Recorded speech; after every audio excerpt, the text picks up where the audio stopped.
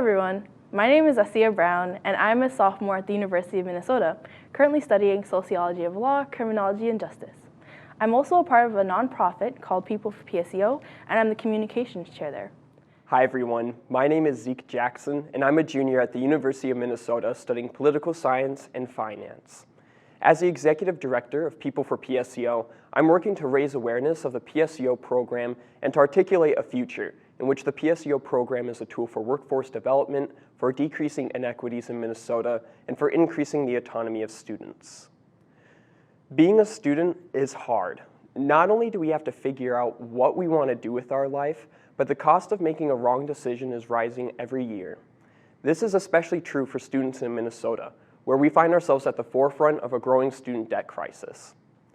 As a nation, we've spent years debating how to effectively reduce the cost of college, increase post-secondary attainment rates, and bridge inequitable education gaps. But perhaps the solution is hiding right under our noses. The Post-Secondary Enrollment Options Program, the PSEO program, not only helps students like us cross one of the biggest barriers to college, the financial cost, but also provides an opportunity for personalization, creativity, and freedom at a level that simply doesn't exist for most students within most high school classrooms. As a student from rural Minnesota, PSEO dramatically expanded the number of academic opportunities that were available to me. So I learned about PSEO in 9th grade, and it was completely by accident. An older student was taking an online PSEO class, and I thought it was totally crazy that it was even possible to be in college and high school at the same time. Little did I know that PSEO was free, that I could do it in person or online at almost any college in the state, or that PSEO would come to define the rest of my teenage years. Really, PSEO is such a good deal that it almost seems too good to be true. Every year, PSEO students are saving themselves a total of nearly $60 million. So why do so few students actually make use of the PSEO program? Every year, there are more students in Minnesota who fail an AP exam, earning no college credit, than there are students who actually take a class through the PSEO program. The reality here is that, despite the benefits, there are a lot of barriers that prevent our state from using the PSEO program as a free college model. What could PSEO look like if we went all in, and what do we need to do to get there? At People for PSEO, we see a future in which PSEO is widespread not only because it's popular with students, but because it's strategically used by our state.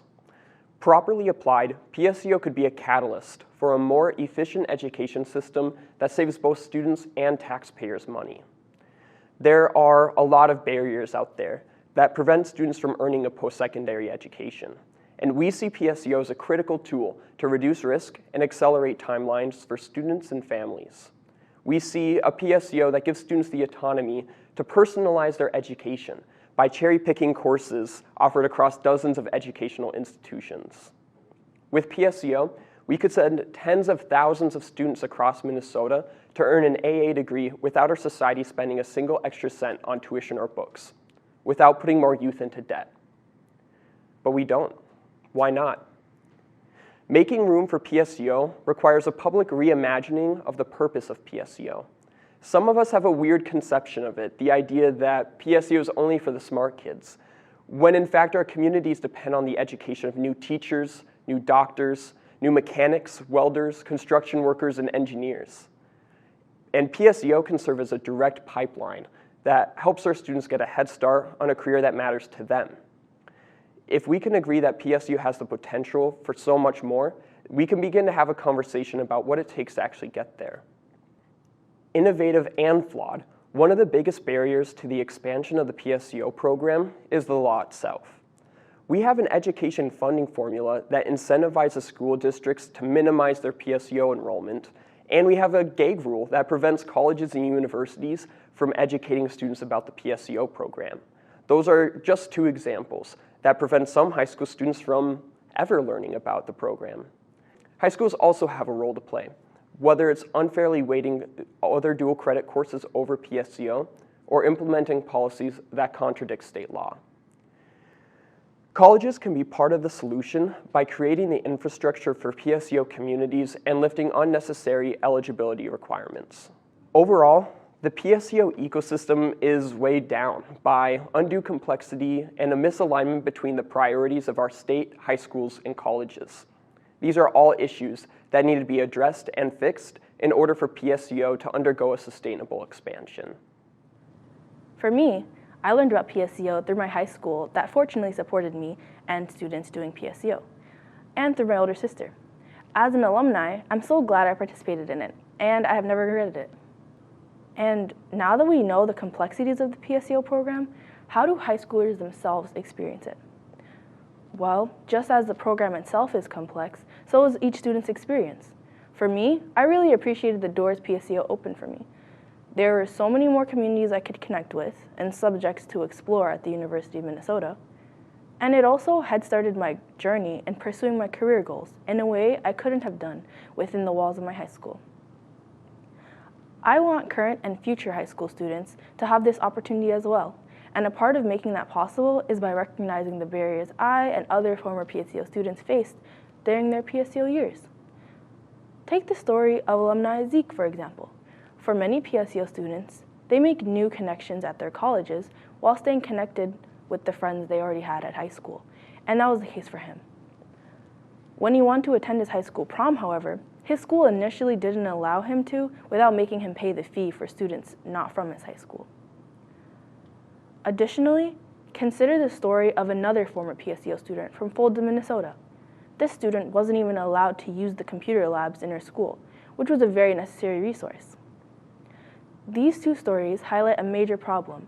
Due to a lack of communication, high schools sometimes don't think high schoolers are still students at their school once they enroll in PSEO. And as a result, PSEO students end up being punished. I was lucky enough to have a very supportive high school, but there are many more drawbacks that PSEO students face due to the program design alone. For many, including me, PSEO takes away resources such as transportation and access to food during the day. You need to get to and from the university yourself, and if there is no university nearby your house or parking is extremely expensive like it is at the U, you're on your own. Additionally, you can say goodbye to breakfast and lunch every day if you depended on the school for meals. And considering that 36.6% of all MN high school students have free or reduced meals, this barrier alone could be something that turned a large number of students away from PSEO completely. Looking a bit more at the bigger picture, it's important to see why PSEO and discussions of school choice and accessibility to PSEO are even necessary. Something most know of, especially those currently pursuing higher education and recent alumni, is the student debt crisis. It's prevalent nationwide, but is especially bad in Minnesota, with the state ranking 7th in highest student loan debts. As you can see, the median debt for just associate degree students for debt holders is $15,000, and that ranges to $37,000 for those pursuing master's degrees, and these are just the medians. Another statewide issue we are facing related to education is the achievement gap, and this can be seen in this chart. Here, you can see the large racial disparities in high school graduation rates from 2019, with there being a 12 to 25% difference in graduation rates between white students and their student of color counterparts. With all this information about educational and financial issues Minnesota faces, how does PSEO relate, what can be done, and where do we want to be? PSEO relates because it lowers debts for students in obvious ways and increases likelihood of graduation for all students.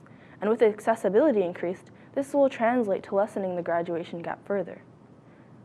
How do we make this happen? PSEO is another tool the state has for disrupting cycles of poverty and helps lessen that graduation gap like I mentioned. For reasons like these, it's important that PSEO policy is adjusted to reflect the experience of PSEO students and allow more to participate.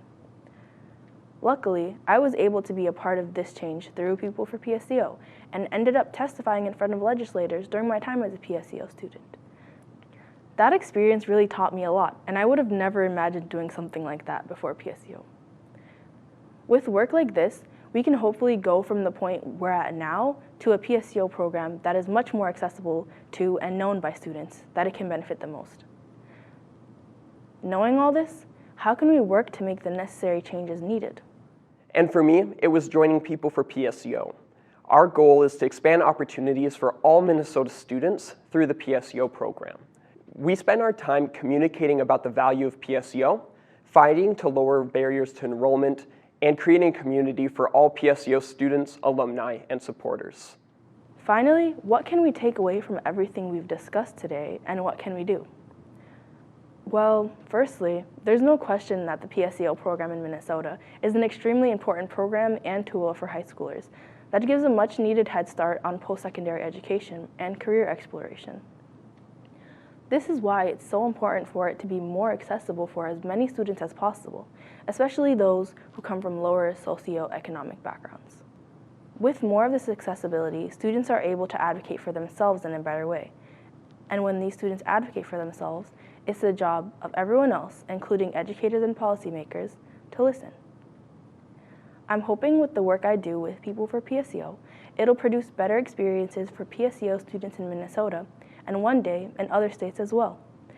Thank you all so much for your time. Thank you, and please reach out to People for PSEO if you want to help.